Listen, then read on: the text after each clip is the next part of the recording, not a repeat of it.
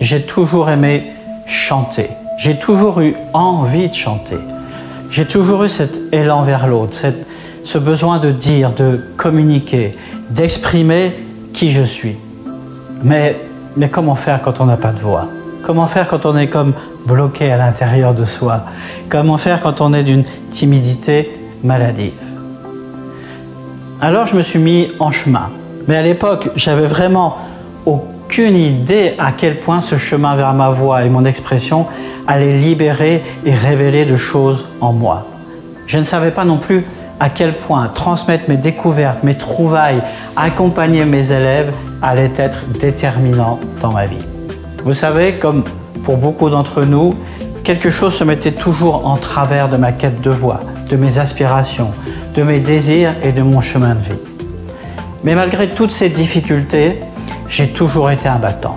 J'ai toujours rejeté l'idée que je n'avais pas de voix, que ma voix ne compterait jamais, que je ne pourrais jamais chanter ces grands airs d'opéra ou ces grandes chansons et toucher les gens avec ma voix. Professionnellement, j'ai fait beaucoup de choses dans ma vie. J'ai connu beaucoup d'aventures, des échecs et de magnifiques réussites. Et vous savez quoi? Peu de choses, très peu de choses sont comparables au bonheur d'accoucher une voix, d'accompagner un être humain à se révéler au travers de sa voix, à libérer sa force de vie, son expression et à faire sauter les dernières entraves, les derniers verrous qui le bloquent. Dans nos sociétés policées, il est tellement facile d'être OK avec notre image, avec le personnage que nous avons créé et de nous laisser berner et glisser dans la facilité de « je suis comme ça et c'est tout, et c'est comme ça » et de nous résigner. Et c'est ce que nous faisons parfois, n'est-ce pas? Mais nous savons aussi, nous savons au fond de nous-mêmes, au plus profond que quelque chose n'est pas accompli, que quelque chose manque.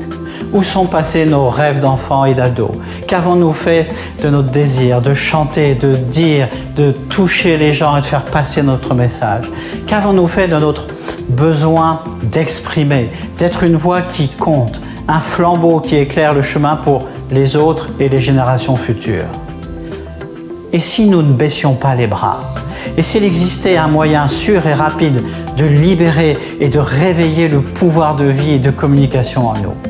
Devenir cet être communicant et rayonnant que Dieu a mis au monde. Et s'il existait un moyen de dissoudre les cristallisations qui nous maintiennent encore en arrière et de faire sauter les derniers verrous qui se mettent en travers de notre chemin. Et si les vibrations même de notre propre voix pouvaient faire cela pour nous? Libérer notre énergie créatrice, chanter, oser, crier, être à nouveau pleinement vivant et serein face à l'avenir. C'est ce qu'il se passe lorsque nous nous engageons dans la voie de la voix, dans la voie du souffle et de la profondeur et de la conscience de l'être. Allons-y, c'est possible.